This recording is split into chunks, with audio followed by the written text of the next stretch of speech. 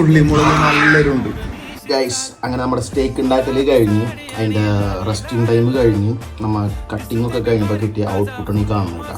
Normally സ്റ്റേക്കിൻ്റെ കൂടെ ചുരി ഒരു saucer ഉണ്ടാവാറ്, പക്ഷേ ഈ പ്രാവശ്യം നമ്മൾ ഒരു വെറൈറ്റിക്ക് മല്ലു ഫ്യൂഷനായിട്ടൊരു ഉള്ളിമുളക് ചമ്മന്തി ഫാറ്റുള്ളൊരു പീസ് ഉണ്ടാകും.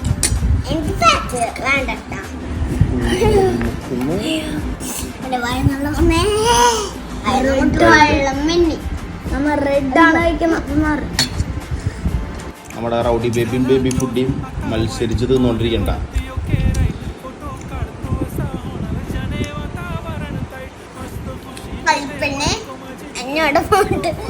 അപ്പൊ നിങ്ങൾക്കും ഇതുപോലത്തെ നല്ല മീറ്റ് കിട്ടണമെന്നുണ്ടെങ്കിൽ, നല്ല പശുവിൻ്റെ കാളയുടെ പോത്തിൻ്റെ ഏതെങ്കിലുമൊക്കെ നല്ല മീറ്റ് കിട്ടണമെന്നുണ്ടെങ്കിൽ ഇതുപോലെ ട്രൈ ചെയ്തോ.